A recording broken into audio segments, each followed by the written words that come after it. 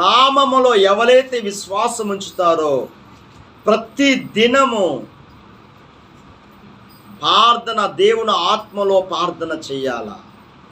ప్రతి దినము ఈ వాక్యము చదవాలా. ఒక టైం టేబుల్ పెట్టుకోవాలా. ఈరోజు నేను ఈ సమయానికి దేవుడికి కేటాయించాలా. ఈ నూతన సంవత్సరం టైం టేబుల్ పెట్టుకోండి, నేను చెప్తున్నా. ఎందుకంటే ఒక టైం టేబుల్ లేకపోతే మనం పని చేయలేం. మీరు ఒక డ్యూటీకే ఒక టైం టేబుల్ పెట్టుకొని ఈ టైంకి డ్యూటీకి వెళ్ళాలనే ఎంత జ్ఞాపక శక్తి ఉంటుంది.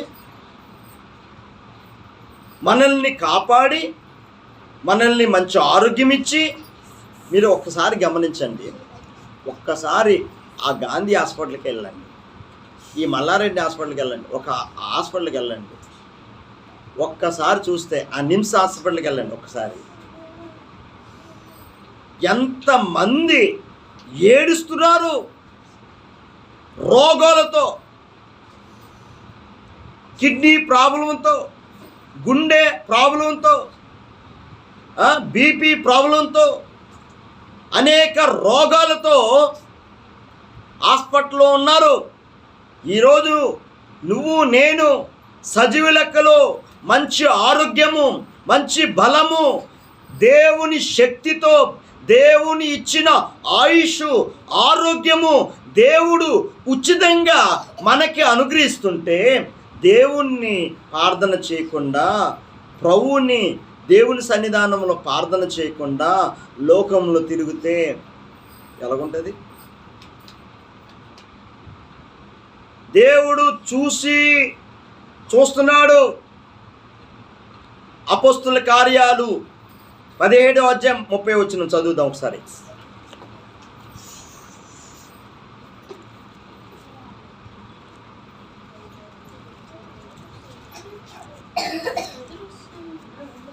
అపోస్తుల కార్యాలు 17:30.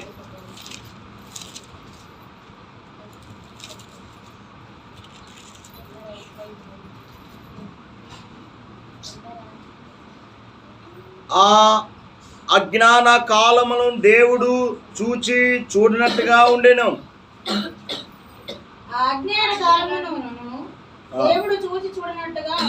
ఇప్పుడైతే మీకు అర్థమవుతుందా? ఇప్పుడైతే అంతటను అందరూ మారు మనసు పొందవలనని మనుషులకు ఆజ్ఞాపిస్తున్నాడు. ఈరోజు నేను చెప్తున్నా, గతించిపోయింది, వదిలే. పాత జీవితం గతించిపోయింది. ఇంత ఘోర పాపం చేశాను, ఇంత చేశాను నువ్వు అనుకోవద్దు. ఈరోజు దేవుడు నిన్ను పిలుస్తున్నాడు. నువ్వెంత ఘోర పాపివైనా, నువ్వెంత వ్యభిచారమైనా, నువ్వు ఏ స్థితిలో ఉన్నా, ఎలాంటి స్థితిలో ఉన్నా, ఈరోజు యేసుక్రీస్తు నిన్ను పిలుస్తున్నాడు. గతించిపోయింది.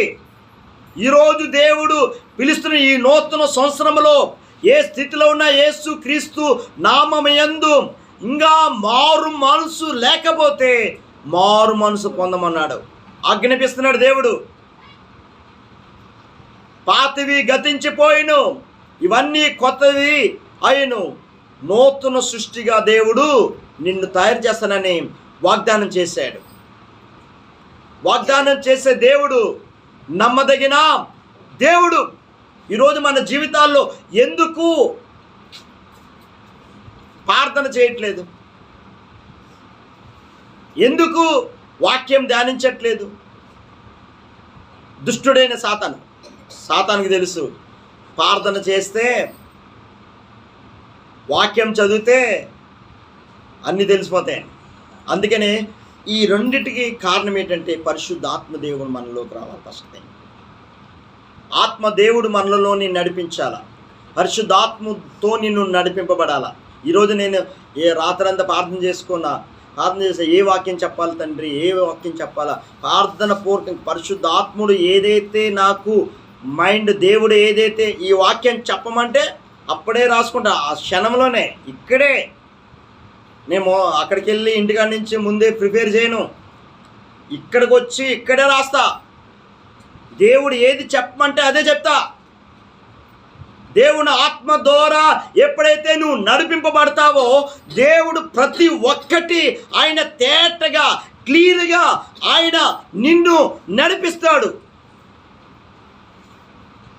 ప్రతి క్రైస్తవుడు ఎందరైతే దేవుని ఆత్మ చేత నువ్వు నడిపింపబడతావో వాళ్ళందరూ దేవుని కుమారులు అనబడతారు.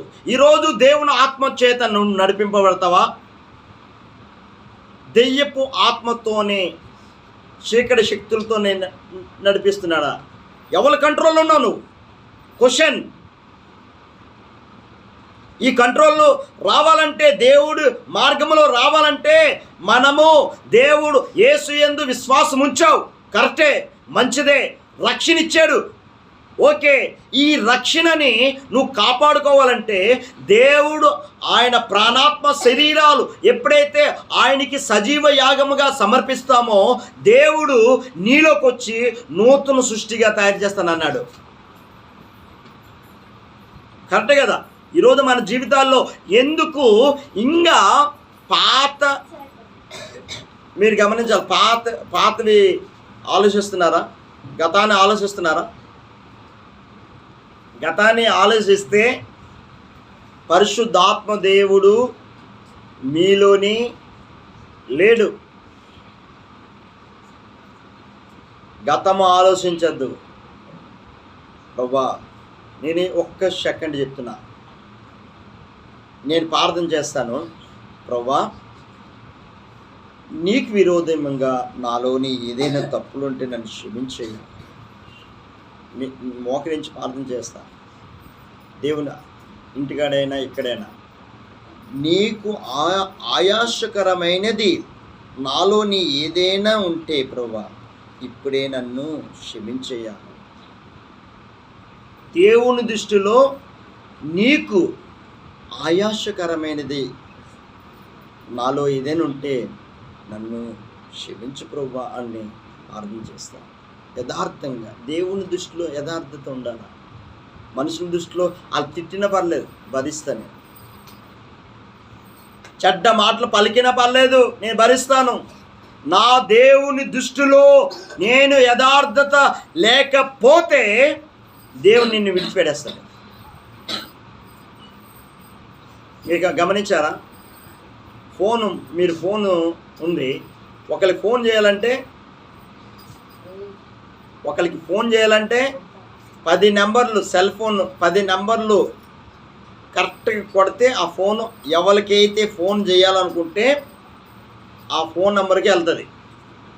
10 నెంబర్లు కాదు, 9 నెంబర్లు నువ్వు కరెక్ట్ కొట్టి ఒక్క నెంబర్ తప్పు కొడితే ఎక్కడికి వెళ్తుంది? మీరే చెప్పాలి.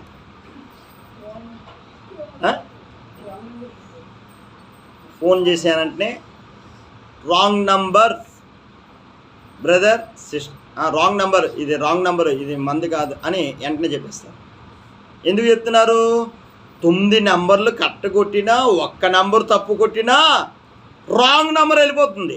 అలాగే మన హృదయము, మన ఆలోచనలు, మన మనస్సు దేవునికి యథార్థత లేకపోతే మన ప్రార్థన దేవుడు పక్కన పెడతాడు.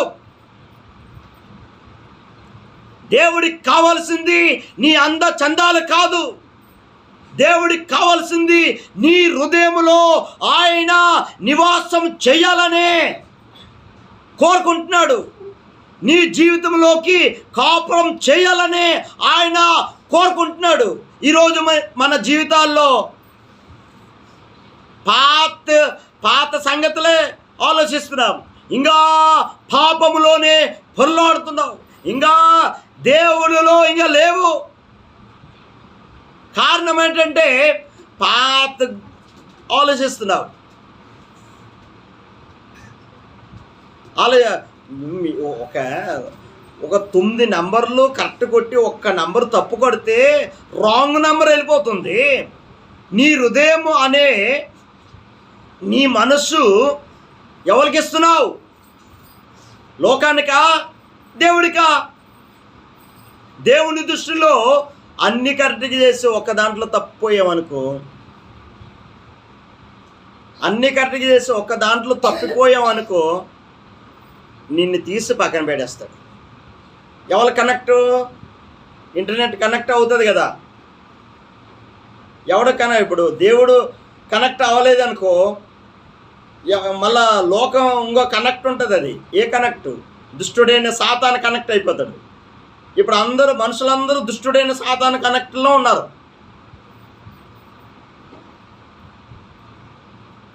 ఈ కనెక్ట్ తీసి దేవుని కనెక్ట్గా ఏక మనసు ఏక ఆత్మతో ఎప్పుడైతే దేవుని కనెక్ట్ అవుతావో అప్పుడు దేవుని ఆత్మ నీలో ఉండి, అప్పుడు దేవుడు నీలో ఉండి నీలోని కాపురం చేస్తాడు ఆయన.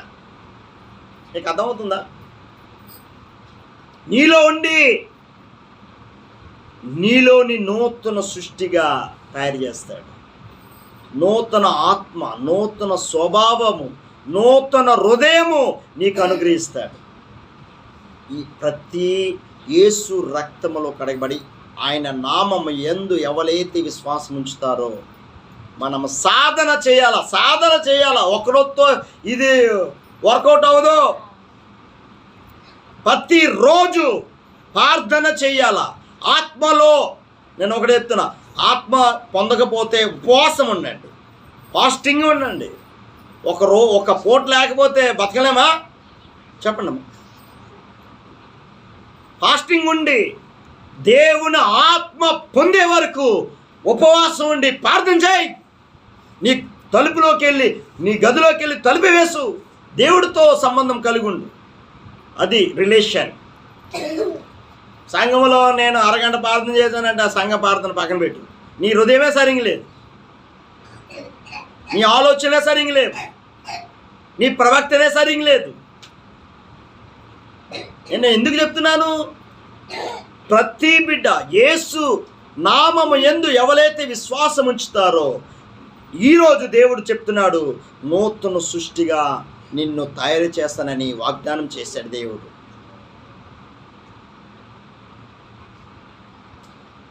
ప్రతి మనిషి బలహీనుడే. బలవంతుడైన దేవుడు నీలోకి వచ్చాడనుకో మనం బలవంతులుగా తయారవుతాం. హల్లెలూయా. అపోస్తలుడైన పౌలు గారు, ప్రభువా నాలో ఒక ముళ్ళుంది ప్రభువా, ఈ ముళ్ళును తొలగించు అని ఎన్నోసార్లు ఉపవాసాలు ఉండి ప్రార్థన చేశాడు. ప్రార్థన చేస్తుంటే దేవుడు ఒక మాట చెప్తున్నాడు, ఆ ముళ్ళు మన మేలు కోసమే. ఆ ముళ్ళు తీసాడు అనుకో దేవుడికన్నా ఎక్కువగా అయిపోతాం, అతిశయపడతాం. ఏదైనా అతిశయపడాలంటే క్రీస్తులోనే అతిశయపడాలి, కానీ ఎక్కడ కూడా ఎవరిని చూసి అతిశయపడద్దు. హల్లెలూయా. ఆ ముళ్ళు నా కృప నీకు చాలు అన్నాడు, అంతే. ఒకే సింపుల్. యేసుప్రభు పౌలు గారితో అన్నాడు, ఎప్పుడైతే నేను బలహీనున్నో అప్పుడే నేను బలవంతుణ్ణి. ఆమేన్. నేను ఎందుకు చెప్తున్నా? పరిశుద్ధాత్మ దేవుడు ఆత్మ నడిపింపు లేకపోతే నువ్వు అడుగు పెట్టద్దు. ఒక్క అడుగేనను ఏదో ప్రభువా ఈరోజు ఎక్కడికి వెళ్ళాలి తండ్రి, ప్రార్థన చేస్తా. ప్రభువా ఈ పని చేయాలో, ఒక బిజినెస్ మొదలు పెట్టాలన్నా, ఒక వ్యాపారం మొదలు పెట్టాలన్నా, ఏదైనా ఒక పని మొదలు పెట్టాలన్నా దేవుని సన్నిధానములో ఈ 2026 సంవత్సరము ఆయన సన్నిధానములో కనిపెట్టి ఈ పని చెయ్యాలా వద్దా దేవుడి దగ్గర నుంచి మనం అడగాల. ఒక పెళ్ళి అయినా, ఒక వ్యాపారమైనా, పరిచర్య అయినా, నువ్వు ఏదైనా దేవుడికి అడిగి నువ్వు చేయి, అప్పుడు సక్సెస్ అవుతుంది. దేవుడు అడగకుండా చేసావనుకో సక్సెస్ అవ్వదు. ప్రభువుకి మనం యథార్థత లేకపోతే మనల్ని తీసి పక్కన పెడతాడు. యేసుప్రభు ఒక మాట అంటున్నాడు, వీళ్ళందరూ పెదాలతో ఆరాధిస్తున్నారు కానీ వాళ్ళ హృదయాలు నాకు దూరంగా ఉన్నాయి. క్లియర్ చెప్పేస్తున్నాడు ప్రజలు. వారు పెదాలతో నన్ను ఆరాధిస్తున్నారు కానీ వాళ్ళ హృదయాలు నాకు దూరంగా ఉన్నాయన్నాడు. ఇప్పుడు నీ హృదయం ఎలాగుందో ఒకసారి పరీక్షించుకో. దేవుడికి దగ్గర ఉన్నావా, దూరం ఉన్నావా? ఒకసారి పరీక్షించుకో. ఈరోజు ఈ 2026 సంవత్సరం, ఈ నూతన సంవత్సరములో, నూతన దినములో ఒక టైం టేబుల్ రాసుకోండి. ప్రతిరోజు నేను ఉదయకాలమున ప్రార్థన చేయాలి. ఒక టైం టేబుల్. ఈ 5 గంటలు లేగాల, ఈ టైంలో నేను ప్రార్థన చేయాలా అని ఒక టైం టేబుల్ పెట్టుకుంటే నువ్వు చేయగలుగుతావు. చేద్దాంలే, చూద్దాంలే అంటే, చేద్దాంలే, చూద్దాం అనుకుంటే ఎలాగుంటుంది ఆ పని? అలాగుంటుంది. డ్యూటీకి వెళ్దాంలే, ఆ డ్యూటీలోని టైం టేబుల్. మీరు ఎప్పుడైనా రావచ్చు డ్యూటీకి అంటే మీరు ఎన్ని గంటలకు వెళ్తారు? చేద్దాంలే, డ్యూటీకి యజమానుడు మీరు ఎప్పుడైనా రావచ్చు డ్యూటీకి, ఎప్పుడైనా వెళ్ళొచ్చు అంటే మీరు ఎన్ని గంటలకు వెళ్తారు? టైం టేబుల్ లేదనుకో, మీరు ఎప్పుడైనా రావచ్చు, ఎప్పుడైనా ఎన్ని గంటలకు వెళ్తారు? టైం టేబుల్ లేదు. మీరు ఎన్ని గంటలు? 9 గంటలకు వెళ్ళరు. సాయంత్రం 5 గంటలకు వెళ్ళి ప్రజెంట్ వేసుకొని బాయ్ అని మళ్ళీ ప్రజెంట్ వేసుకొని వస్తారు. ఈరోజు ఏటున్నాయంటే పనులు ఉన్నాయి. నిగ్లెక్ట్.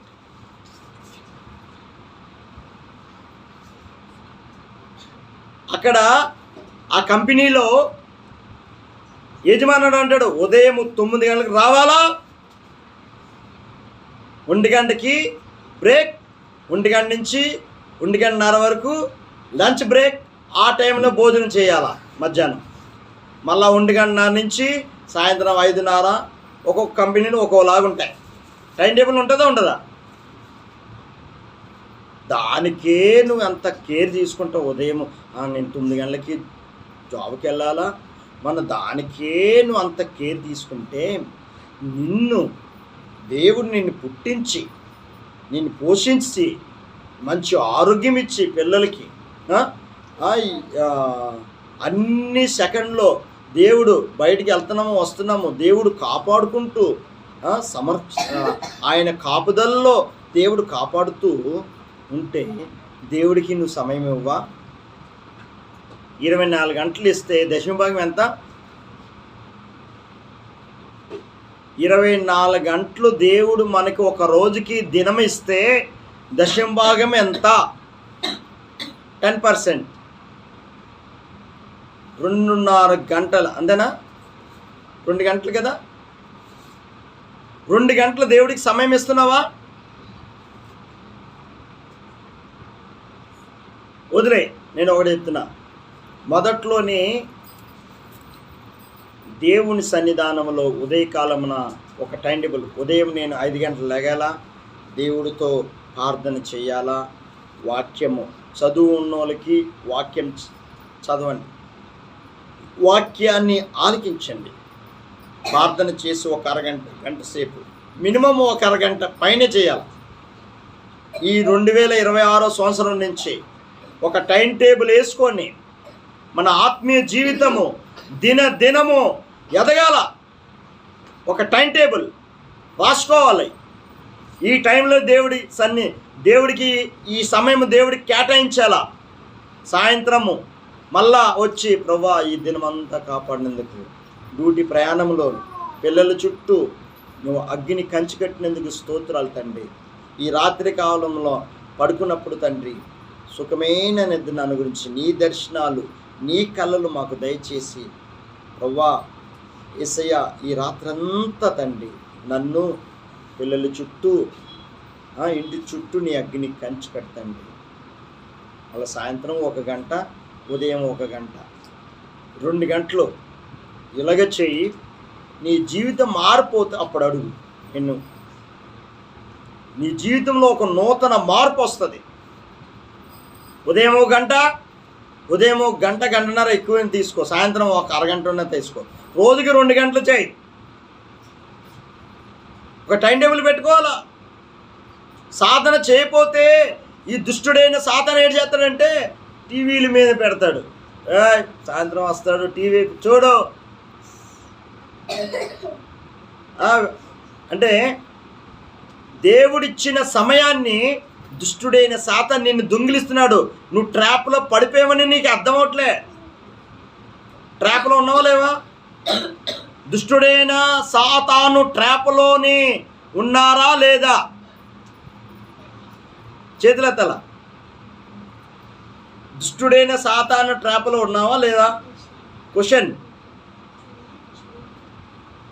నేను ఒకటే చెప్తున్నా, ప్రతి మనిషి దుష్టుడైన సాతాను ట్రాప్లో ఉన్నారు. ఇప్పుడు ఆ ట్రాప్ నుంచి బయటికి రావాలా.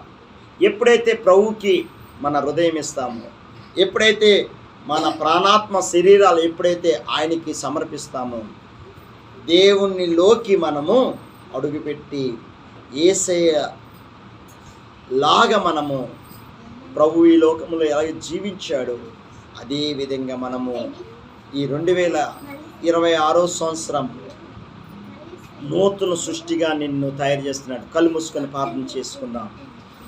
ఏ స్థితిలో ఉన్నావు ఒకసారి గమనించు. ప్రభువా, ఏ స్థితిలో ఉన్నావు? యేసయ్యా నన్ను క్షమించయ్యా. ఏ ట్రాప్లో ఉన్నావు? దేవుడి ట్రాప్లో ఉన్నావా? సాతాను ట్రాప్లో ఉన్నావా? ఎందరైతే దేవుని ఆత్మ చేత నింపబడతామో వాళ్ళందరూ దేవుని కుమారులు. యేసయ్యా, ఏ స్థితిలో ఉన్నావు? ప్రభు సెలవిస్తున్నాడు, ఎంత ఘోర పాపవేనా, ఏ స్థితిలో ఉన్నా కలుముయమ్మ, కలుముయి, అటు ఇటు తిరగద్దు, కలుమయ్యి, కలుమమ్మ, కలుమయ్యి. ఏ స్థితిలో ఉన్నావు? యేసయ్యా నా జీవితంలోకి రా ప్రభువా, నూతన సృష్టిగా నన్ను మార్చు ప్రభువా, నీ ఆత్మతో నన్ను నింపు ప్రభువా, నీ ఆత్మ ద్వారా నన్ను నడిపించు ప్రభువా, నీ రక్తంతో నన్ను కడిగేయ్యా. నీకు ఆయాసకరమైనది నాలో ఏదైనా తప్పుంటే నన్ను క్షమించయ్యా. నీకు ఆయాసకరమైనది ప్రభువా నాలో ఏదైనా ఉంటే నన్ను క్షమించు. శత్రువులు ప్రేమించట్లేదా? ఇప్పుడు క్షమించు.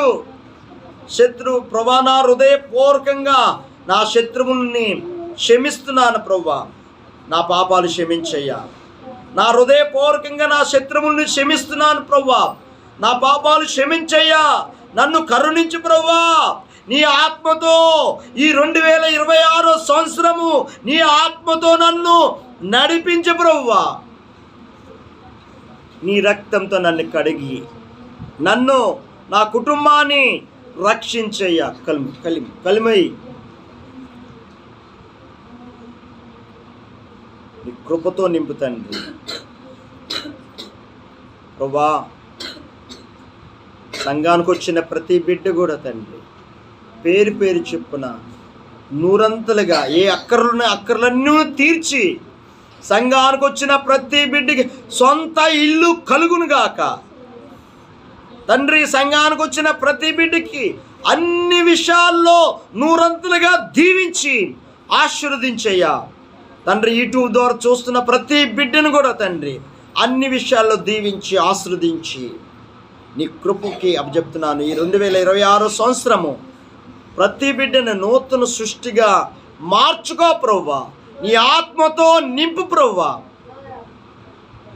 దీవించి ఆశీర్వదించి యేసు నామములో అడుగుచున్నాం తండ్రి, ఆమేన్. మన తండ్రి అయిన దేవుని ప్రేమ, మన ప్రభువైన యేసుక్రీస్తు కృప, పరిశుద్ధాత్మ నిన్న సావాసము మనకి, సకల పరిశుద్ధునికి, దేవుని సంఘానికి, యూట్యూబ్ ద్వారా చూస్తున్న ప్రతి బిడ్డకి ఎల్లప్పుడూ దేవుని కృప తోడే ఉండునుగాక.